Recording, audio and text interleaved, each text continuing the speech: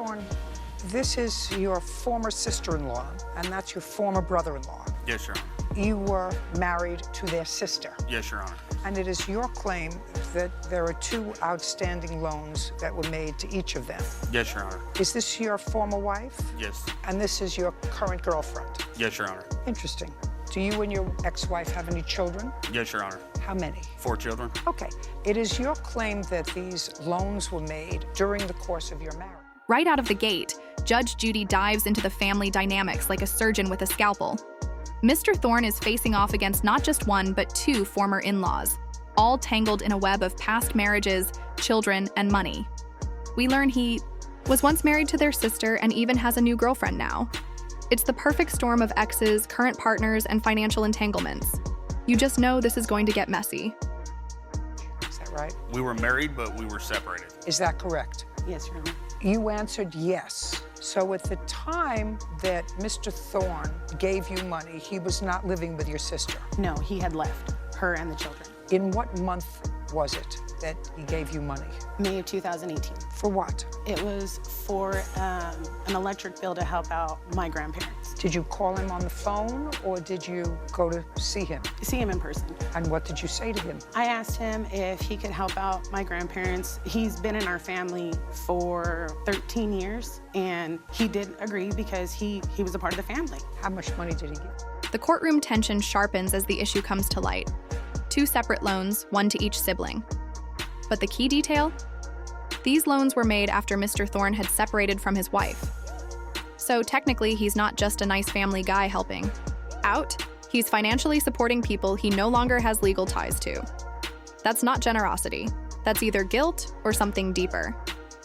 It was $1,500. Did you pay him any of that money back? Yes, I made 3 much? payments. $300. And Mr. Satterfield, when Mr. Thorne gave you money, was it before he and your sister separated or afterwards? It was after. What did you need money for? To buy a motorcycle. Well, that's not a need. We were currently riding together.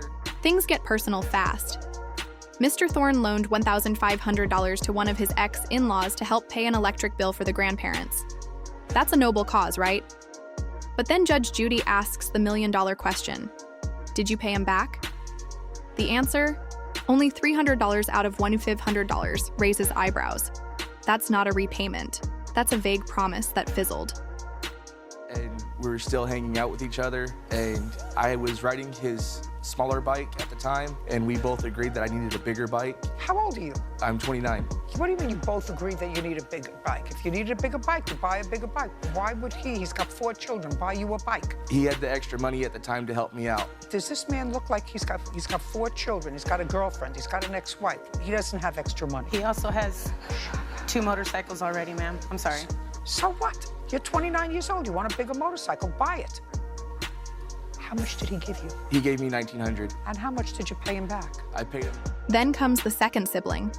And this one's story is a twist. He borrowed nearly $2,000 not for a medical emergency, not for rent, but for a motorcycle. Judge Judy's face says it all. That's not a need. At 29 years old, asking, your ex-brother-in-law with 4 kids to fund your hobby bike? That's bold. Real bold. $250. Your Honor, that's incorrect, $150.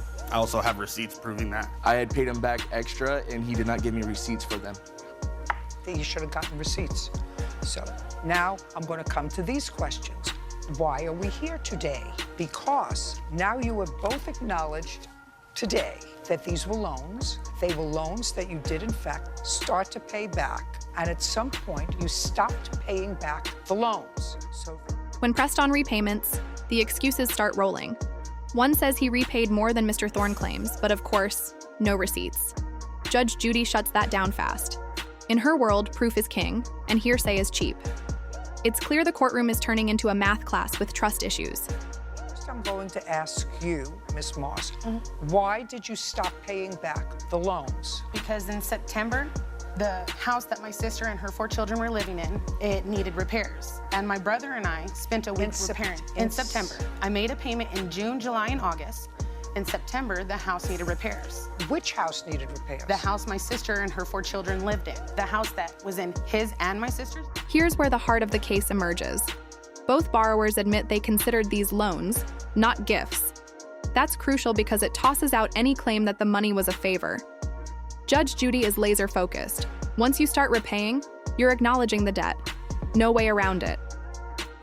Just a minute, so the house needed repairs? Yes. And you and your brother? Yes. Did the repairs on the house? Yes.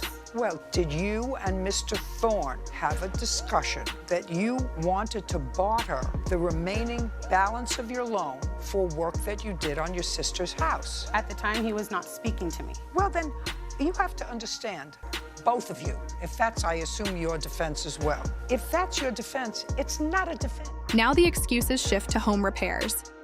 The siblings claim they stopped making payments because they were fixing up the house Mr. Thorne's children lived in. Sounds generous, right? But Judge Judy's not buying it. She hits them with Legal 101. If you're going to change a loan agreement into a barter deal, both parties have to agree. You can't just start hammering nails and call it even. And I'm going to tell you why. You had a contract with Mr. Thorne. Your contract was he made a loan, you were going to make payments. If you try to modify that contract, and you can modify that contract, you have to have a discussion with the person who loaned you the money and say, listen, instead of paying you back what I owe you, we would like to work on the house where your kids are living, that's in your name as well, and we would like to work off the balance of this in a barter. And then he would either say yes or no. But you can't do that unilaterally, which means just you, not both of you, unless you have. Judge Judy's delivery is classic. Calm, sharp, and no nonsense. She explains how contracts work in the real world. You owe money, you either pay it or renegotiate, not vanish and build a deck. The idea that fixing the house is a fair trade doesn't fly without the lender's consent. She hammers home the legal logic in simple terms anyone can understand. An agreement. You can't do that. I was still making my payments. I made the payment in June, July, and August. In September, he was not speaking to me because the relationship between him and my sister was sour. He cut off all... What did that have to do with making your payments? I had no way of making a payment to him. So you didn't know where he lived? I couldn't go to his house. Just a second.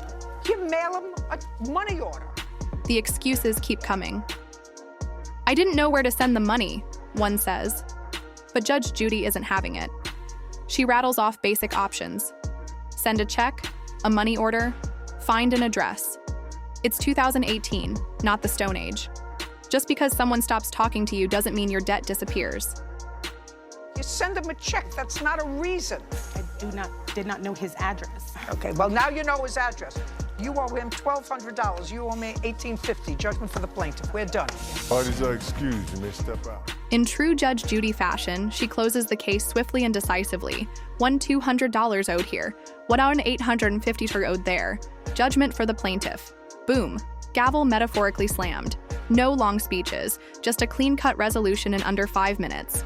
That's courtroom efficiency at its finest.